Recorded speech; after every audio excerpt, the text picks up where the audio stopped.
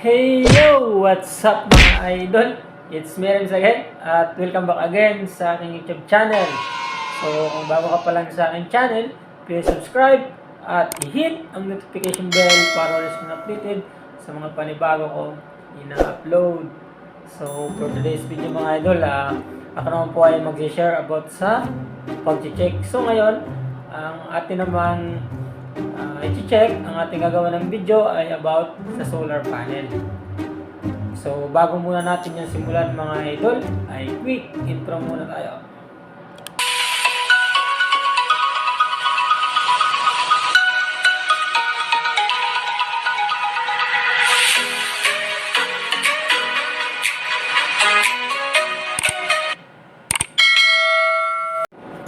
So ayun mga idol, bago ko simulan kung paano mag-check sa solar panel. So gusto ko po muna mga idol humingi sa inyo ng konting tulong lang mga idol. Sana suportahan nyo pa ng suportahan, tingnan nyo ng tingnan, panoodin nyo ng panoodin ang aking vlog para ma-hit ko na yung 4,000 watch hour para ako po ay ma-monetize na mga idol. So yun po, maraming salamat mga idol. Visit my channel na. Maraming salamat. O paano nga ba i-check ang solar panel sa enterprises?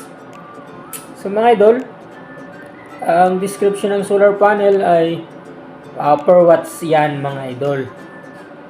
Then ang brand na na-check ko mga idol sa solar panel ay GH Light at 1 star. Yun po mga idol. So paano mo malalaman kung GH Light or 1 star yan? Mga idol, nakalagay yan sa carton. So yun po. Then sa mismong item, nasa likod po yan ng solar panel. Titingnan mo. So yun po kung anong brand niya. Then paano mo din makikita sa mismong box yung watts niya? Paano ba nga ba makikita mga idol? Siyempre nakalagay yan sa box niya. Nakalagay yan mga idol. Halimbawa 30 watts, 50 watts, 80 watts, 100 watts, 150 watts, 200 watts, 250 watts, 300 watts, and 550 watts. So nakalagay yan mga idol mismo sa labas ng tawag nito box niya. So yun po mga idol. Din para double check mga idol, titingnan mo sa mismong item, nasa likod yan mga idol ng solar panel. Nakalagay kung ilang watts po ang solar panel na yan. So yun po.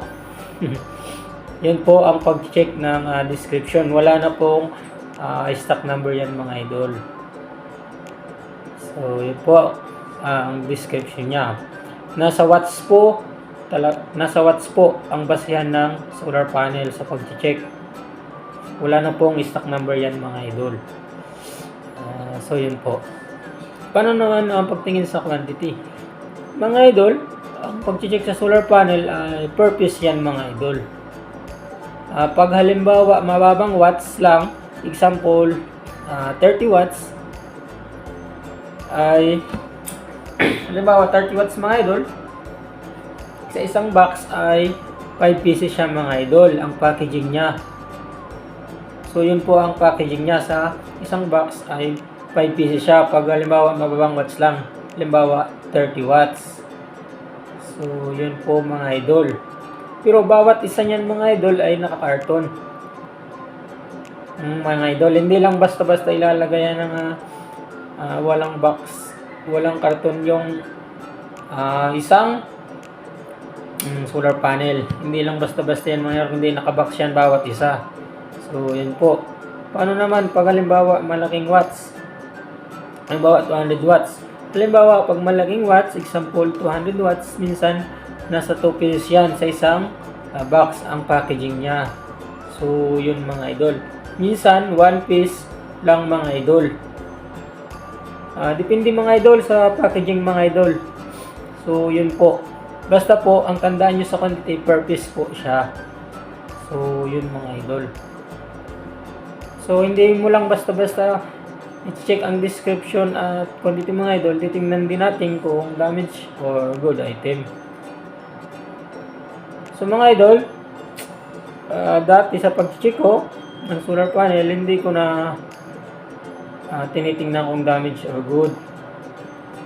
Tawag nito, pinapaubaya ko sa bantay kasi marami pa akong chichikang item. So, siya na po ang magre-report sa akin kung may damage o wala. Kasi i-display din yan mga idol yan. So, yun po. So, kung may tanong kayo mga idol, paki-comment lang sa baba at akin pong sasagutin. So, hanggang dito na lang mga idol. I hope meron naman po akong na-share sa inyo kahit kunting alaman lang. Hindi naman po tayo expert pagdating dito. Hindi tayo magaling. True experience lang. So, hanggang dito na lang mga idol. Maraming salamat. God bless.